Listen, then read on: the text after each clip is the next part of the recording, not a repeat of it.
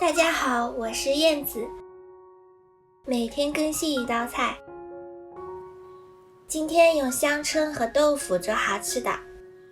准备一块豆腐，用刀轻轻地把豆腐切成1厘米左右的小方块，装入盘中备用。锅中倒入冷水烧开，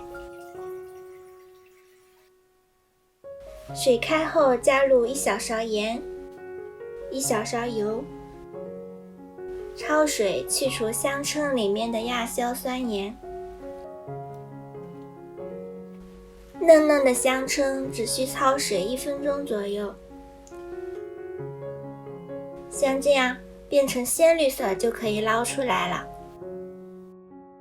再换一锅冷水，放入豆腐，加入1小勺盐，用大火煮开。接着用漏勺把豆腐捞出来，泡在纯净水中备用。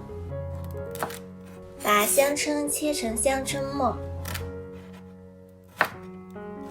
像这样切得碎一点。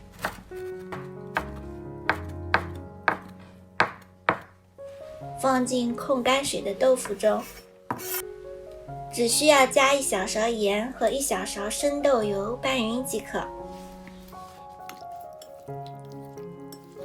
香椿有独特的香味，加少量的调味料才能品出食物最初的味道。一道健脾开胃的春日美食就完成了。如果你喜欢，也试试吧。好啦，本期视频就分享到这里啦。喜欢我的视频就关注我吧，每日为您更新一道菜。